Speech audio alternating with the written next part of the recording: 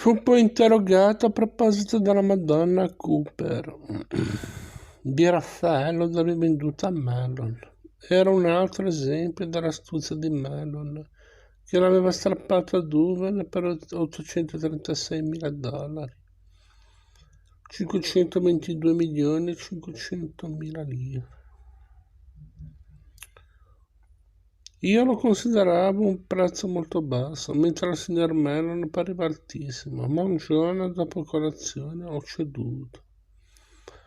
Duven testimoniò inoltre, e ciò fu molto importante, che fin dal 28 aveva discusso con Mellon il progetto di una galleria nazionale destinata a ospitare i tesori d'arte che il ministro stava raccogliendo con il suo aiuto.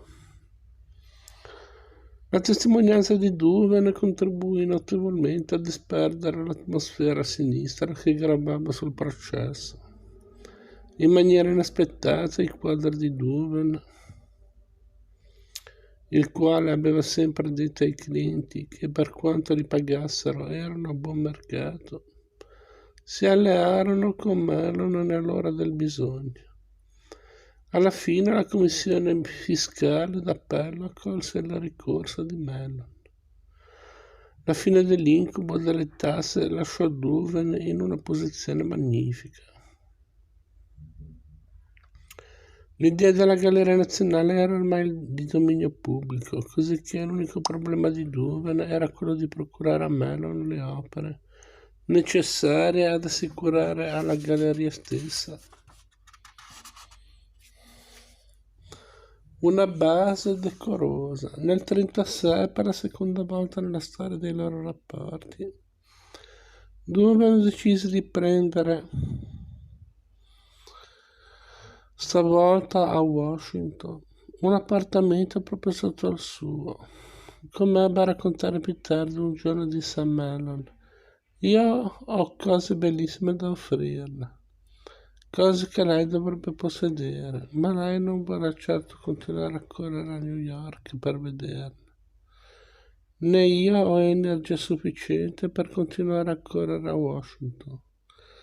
Sistemerò quindi la faccenda in modo che possa ammirare queste cose a suo agio».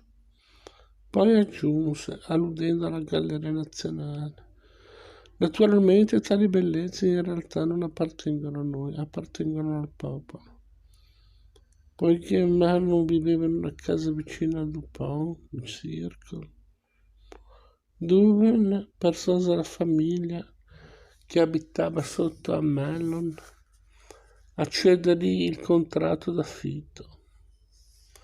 Poi portò nell'appartamento tutte le meravigliose opere, vi installò un custode, assunse parecchi guardie perché tenessero d'occhio ogni cosa, ne consegnò le chiavi a Mellon e tornò a New York.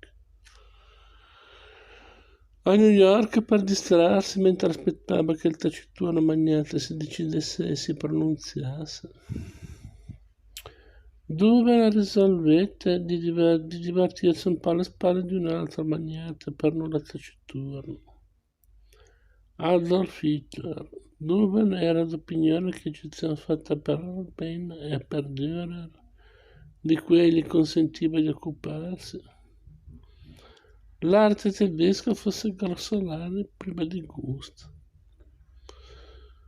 Quando parlava di quadri tedeschi, egli soleva ripetere l'epiteto favorito per i dipinti che non gli piacevano: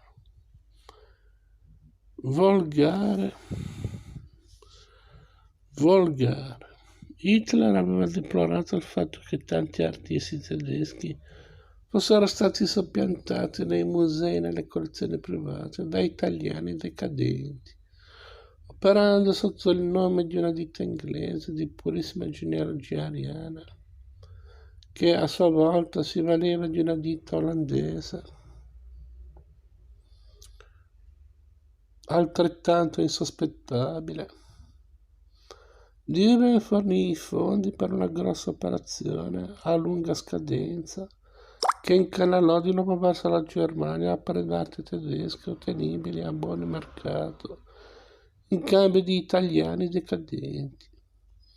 Egli riuscì così a portar via persino dalle pareti del Kaiser Friedrich Museum di Berlino e dalle alte pinacoteche di Monaco, per non parlare di altri importanti musei tedeschi, alcuni dei più belli esemplari dell'arte italiana, un Duccio di Buoninsegna, una Madonna di Fra Filippo Lippi, un Raffaello e così via. Nel frattempo Dubin si teneva in contatto col guardiano dell'appartamento di Washington, il quale riferiva che l'inquilino del piano di sopra, in vestaglie e pantofole, lasciava spesso i propri locali per quelli di Dubin.